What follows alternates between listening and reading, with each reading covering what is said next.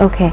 So yeah. So that is actually like limiting the access to these agents of suicide is actually, from what you say, the most the strongest method of sort of preventing attempts at suicide in this scenario. It's more like I don't know if it's going to be the most effective, but it is. It's one method that's been tried. Yes, it's an idea, and we still don't know. It's just it's a 5-year project, so they're still implementing it, and then we have to do a sort of a effectiveness survey and understand how good it is, and if so, yes. But that is not the only agent. There is of course drowning, hanging, paracetamol and other drugs. Yes. So it's a big issue, which I suppose we could probably do the whole show on it if at all, because it's such a big issue. Yes, that's true. So there's so many things to talk about. Exactly. Yeah. And so no one can do anything to prevent it by themselves. I think it calls for a lot of collaboration between government and researchers, academics, as well as NGOs and all these other rural development facilitators. So it's a collaborative initiative that would probably do something positive. Yes, on that note, Thalini, thank you so much for joining us today, because you've really given us perspective to something that is not usually discussed, different things that usually have not come in even in academic literature. So thank you so much for joining us. Thank you for having me. And we'll see you on the other side with another guest who's going to talk about the helplines that's available for suicide and other things that go with that. Thank you.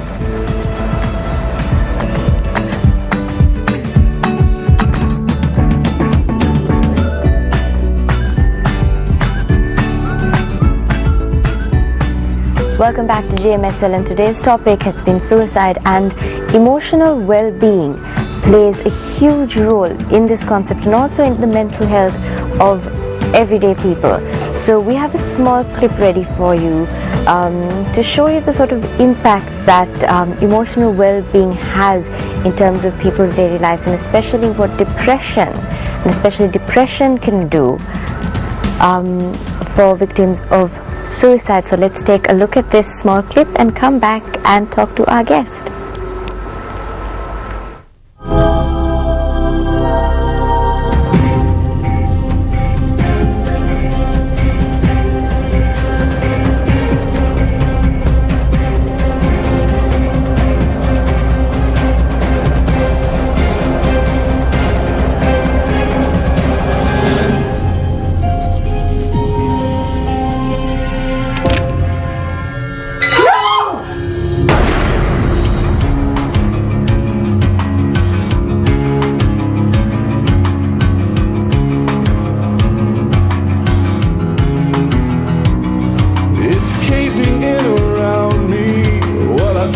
Solid ground.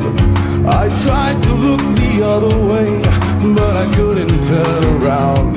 It's okay for you to hate me for all the things I've done. I've made a few mistakes, but I'm not the only one. Step away from the ledge, I'm coming down. I could never be what you want. You pull me under to save yourself. You will never see what's inside of me. I pull you under just to save myself.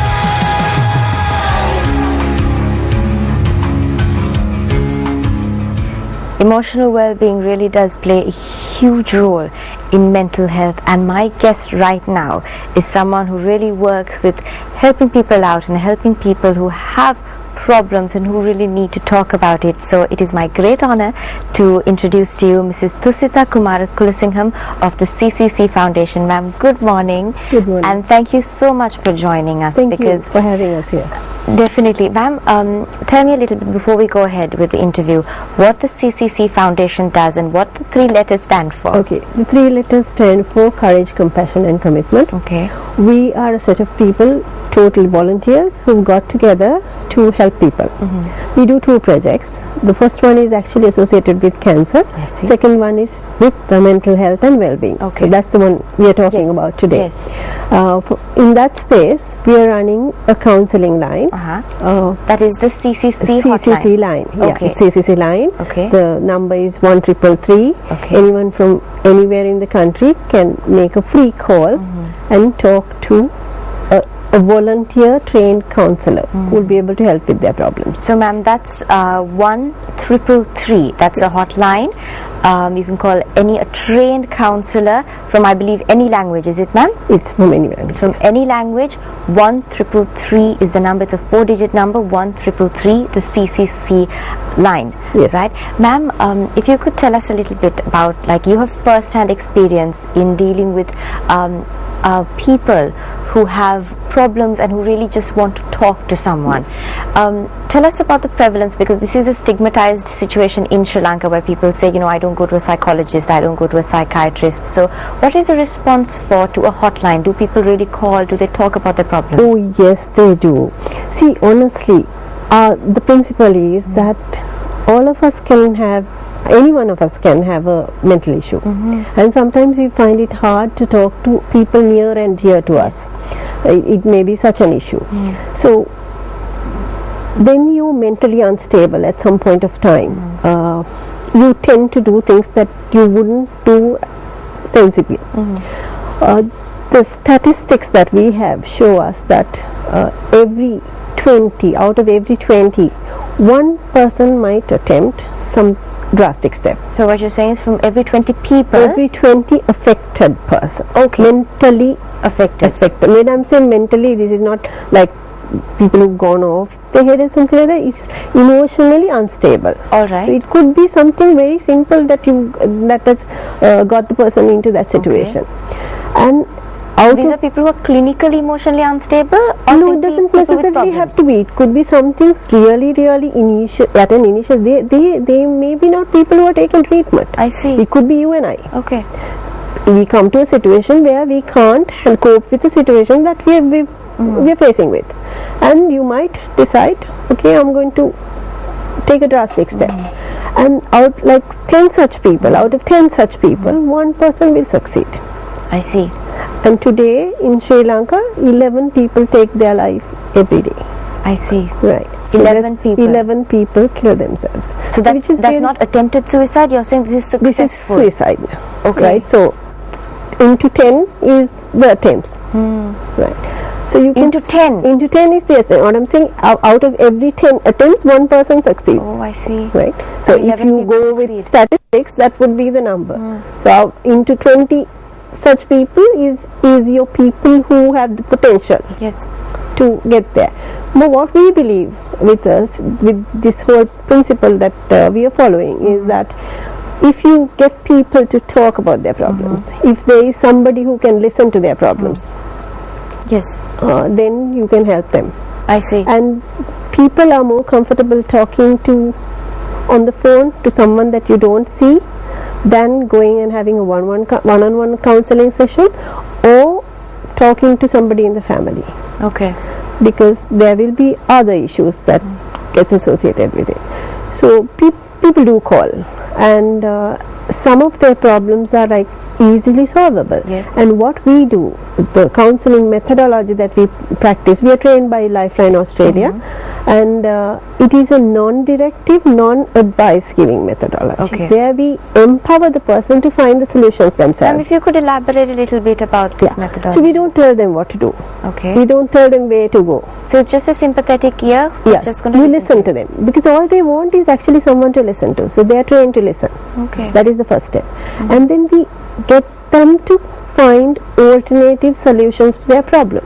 Ma'am, since our topic today is suicide, I'd like to bring you to examples, not examples, but to tell me, if someone calls saying, I'm contemplating suicide, what kind of, how do you react to that? What is the success rate in preventing them from Right now, suicide? on principle, we maintain confidentiality, of course. so I don't Yes, of discuss incidents. Yes. Now, when it comes to suicide, our approach is slightly different, because that means there's an urgency associated with it. So we will somehow, although generally we would maintain anonymity, we would get the person's information, and while talking to that person, make arrangements for support systems to arrive there. Okay, Yeah? alright. So Okay. that's, I think, as far as I can go where the Yes. procedure is concerned. But what we feel is that you can address these way ahead of time, because suicide is a tip of an iceberg. The problem lies elsewhere. So if you can actually start supporting the person at initial stages, talking to them, listening to them, showing them that you care, lots of these things can be Ma'am, resolved. as a trained counselor, what kind of advice can you give to family members Okay, and honestly, friends? I'm not a counselor. I'm part of the management committee. all right. Our counselors are all volunteers who are trained I by see. Lifeline, but we also follow the process, I but see. we don't counsel. Okay. I think what is important is learn to listen. In the family, if it's among our family members, try and take note of other people's problems. Okay. Try to listen to what they are saying without trying to impose our opinion. We Okay. tend to do that all the time. So you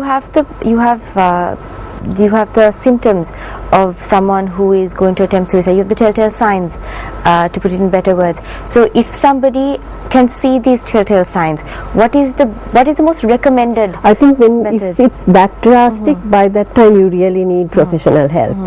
I see. What we are talking about is when you start seeing emotional unrest I see. at early stages, start supporting You people. have to listen You and have be to there for start those be people. there for those people, Yes. and then help them through the process. But it may come to a time where they will need more professional Yes. help. And also, who better to see these things happening than your family and your friends? Yes, exactly. Definitely. But you need to be open to seeing that, That's and true. most of the time we aren't.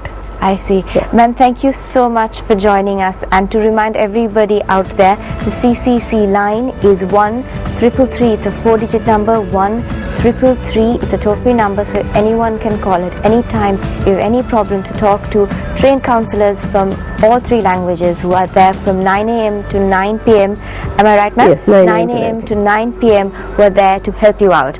So that's all we have for GMSL for today. Thank you so much, ma'am, for joining us. Thank you for having And it's really been a very enlightening episode. So we hope you have a wonderful day, and we'll see you tomorrow.